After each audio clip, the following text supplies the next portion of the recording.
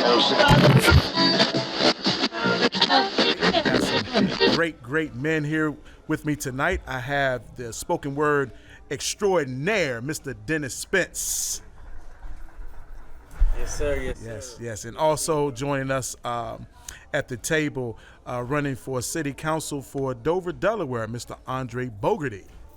Greetings, everyone. How's everyone doing out there? I hope you're doing well. Mr. Spence, always pleasure to see you. Don, always amazing to be in your presence, sir. Yes, sir. So we're going to get right into this thing, man. So listen, Dennis, really excited you're here with us tonight, man. Really excited you're tonight. We're launching, we're getting off the ground with our Explore DE Showtime Showcase, and it's great to know that you're going to be performing later tonight, so looking forward to that. Glad to be here. Can't wait to get on the mic, man. I can't wait. This is what I do. Exactly right, man. So, we're just going to get into it, talk a little bit, let the people know who you are. Yeah. So you're a local towner here, right here from Smyrna, Delaware, correct? Yes, sir. Grew up in Magnolia, and we live in Smyrna now, currently. Okay. Married? Yes, sir. Married for 9 years, and we have a little 4-year-old, Alessandra. That is awesome, man. Awesome. Beautiful little girl. I saw some of the pictures earlier. Beautiful little girl. Look like she's going to probably be a poet or be some type of entertainer herself, right? She going to be something. We're going to see. That is awesome. So listen, man, let the listeners know who you are. And so how long have you been writing poetry? I've been writing poetry since high school. I can say it's been close to about 20 years. And just been writing ever since. Really got into spoken word poetry in college. That's when I really honed in on the craft and worked on just perfecting it. Right.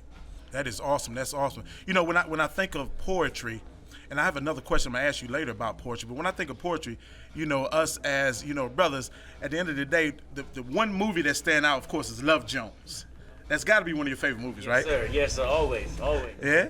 Yes. Brother to the Night. Everybody knows Brother to the Night. Brother to the Night. Yeah. What about you, Andre? You know anything about Love Jones? I know a little bit, but I didn't get into poetry too much. But yeah, when I was a kid.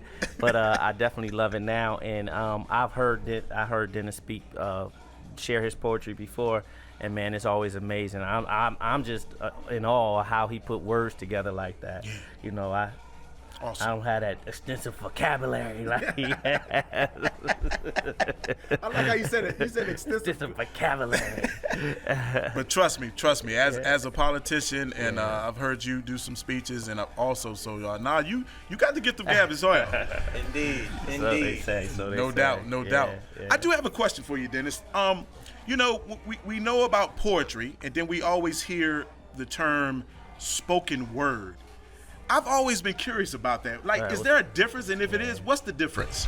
Honestly, I do believe that there is a difference. I mean, when you go into poetry, okay, you can go into the actual literature of it, just writing, merely writing words. You have your haikus, your sonnets, your poems, and you can just take that thing even deeper back to Shakespeare, Edgar Allan Poe, Langston Hughes, and just the way the art form of putting pen to paper. Yeah. And then you have spoken word, and that could just be merely the art of storytelling. I mean, that can go back to the ancestors back in the day when there was no such thing as pen and paper, and all we knew was sit down and let me tell you about your great grandfather. Wow. And that's spoken word, where you take these words and you visually paint a story with these words, and it can captivate folks to the point where, okay, now I know this, and then I can carry it on. So we took that and we took it to, we took it to the cities, and we told stories. We told stories over music, and then this thing turned into hip hop, and then this thing turned into slam poetry, and it just goes so much further. The art of freestyle. Wow. It's amazing. It's remarkable. So can I ask a question? Sure. So you mentioned something which is very important to me. I'm a history buff, and some would say in certain areas. So have you had to study the history of poetry? And I heard you mention, kind of the progression of it. So do you study the history of poetry and that art form and spoken word? I don't study it as much as I used to. Like when I was young, I was heavy into, like, I said earlier, Shakespeare and sonnets. Yeah. Man, one of my favorite poets, Edgar Allan Poe. Although this man had a rough life, but some of the things that he created from that experience, and then he threw some imagination on top of it, and it was eloquent. You know what I mean? So where do you draw your energy from when you do it? Like, where do you draw your poetry from? Some people rap from their pain or sing from their pain. Yeah. Some people, their faith. Where do you draw yours from? And then I'm gonna give it back to Don. Yeah, because he's taking my job right now. I mean, he's all in. No, he's doing great. Awesome question. Yes, sir. It's a great question, and not to sound deep or anything, but I rely on God to give me whatever He gives me. I feel like I don't want to just place myself in a certain box or anything, but it's like whatever He gives me. Honestly, I get the most inspired when I'm driving. I'm a sky watcher. I'm more sky filled. Some people, water is the thing, but I'm a sky watcher, and just that feeling of just seeing the sun and the stars, the clouds, the movement of it all. Just the aspect, and it just creates words, and stuff like that is where you actually study and you bring the literature into it. Like I own about 5 dictionaries. Wow. And I read them things. I got my own unabridged dictionary. It's like 600 pages of words. Wow. And I read it because it's like stuff like that. It's good to know. Exactly. The extent of vocabulary when you see stuff like, when you're watching First Take, you hear Stephen A. and he's talking about these words. Like, what does that mean? That is awesome, man. I got only dictionary I got is the Ebonic dictionary. You know what I mean? That's the only thing I got. You know what I mean? Finna. Friend too. You know what I mean? Those kind of words. You know what I mean? But man, that is awesome, man. Bet not. Yeah, bet not. You know what I mean? That's my dictionary. You know what I mean? I got the Ebonic dictionary. You know what I mean? This guy's killing me with the kids in my ear. But I tell you, that is awesome, man. I love poetry, but you know what I mean? I don't know much about it. The only poetry I know is, way down in the jungle deep. You know what I mean? A signifying line stepped on a monkey's feet. That's all I know, you know what I mean? Dolomite, you know what I mean? Yeah. But nah, man, it's awesome. Like Andre, I've heard you perform awesome. I mean, and what gets me is how you captivate the audience and how you just really, especially the ladies. I mean, let's just be real. I mean, the ladies, they love it. You know what I mean? You just draw the ladies right in. That's a hard act. I listened to you. I saw you perform last year sometime before COVID. And then that was a long ride home. That's all I'm going to say. It was a long ride home. You know what I mean, Andre?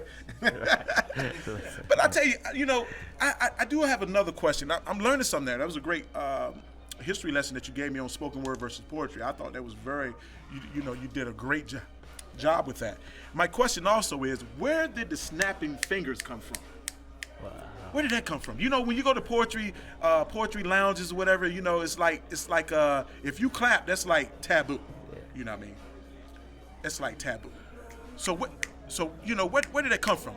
So it's so it's like a fever. You know what I mean? So where is that? Man, honestly, I can't even call that because I don't know. Right. However, the thing that I do know is if you go to some open mics, right? And especially if it's an intimate setting, okay, it's a vibe. And that's the thing is you want to go. Some people go to open mics or slams for the vibe, and oftentimes you get so caught up in it. The thing is when clapping kind of takes over to the point where audibly, it can drown out the vibe, But the thing is you can snap while a person's still speaking. Oh, I like that line. I was feeling that. You can't just up and clap and then you can just throw the whole poet off, throw the whole vibe off, and that's people not rocking with you. But that's just my interpretation. I can't even. That makes perfectly good sense to me, Andre. It makes sense to me because perfectly good sense. I'm a snapper, and I love, like I said, I love the art form, and I always find it amazing to just how do you marry those words and those absolute analogies and similes, all those together, and the mindset that you have to have. I like brain, so left brain versus right brain. I'm kind of into that. Yeah. So I think of those individuals in that art form and how they think. How does that transfer? And it's like the thing is, it's just so much to grasp. That's why, you know, I like the actual art form of just spoken word in itself, because I mean, the thing is, you've got guys like, you know, some of these rappers, and they're like monsters with metaphors and similes. Yeah. And the thing is, you take some of these freestyle, or some of the best freestylers, and this is my opinion, completely, some of the best freestylers in the country don't have big albums. You know, you hear names like, you know, MC Supernatural. True. This man can walk through a whole room and True. he can freestyle straight off the top of his head for an hour. Yeah. Wow. It's amazing, man. And it's like, not everybody knows who MC Supernatural is. It's you know, amazing. You know? Well, listen, I got to wrap this up, man. This has been great. I could go on and on and on talking about this, because you are really teaching me something. But I want to do something before I go, something fun. I read somewhere that one of your favorite movies is Coming to America. Now, is that the original or the new one? The original, correct? The original. So what I would like to do, I got a little something that I put together. I call it Play It Back. So you being a poet, and you know, you being a heavy thinker as you are, so if Coming to America is your favorite movie, we would like for you to recite one of your favorite lines from that movie. My favorite. Oh man. I know there was so many, but you just give us one before we sign off. Okay. All right. One of my favorite lines from the movie is, all right, young man, come here. I need you to taste the soup. All right, sir. May I ask, was something wrong with the soup? No, just taste the soup. Yeah, but is the soup cold? Is there something wrong with it? No, just taste the soup. Well, I mean, sir, I just want to know. Would you just taste the soup? Sure. All right, sir. Where's the spoon? Aha! Yo, that was great, man. They clapping up, man. About funny.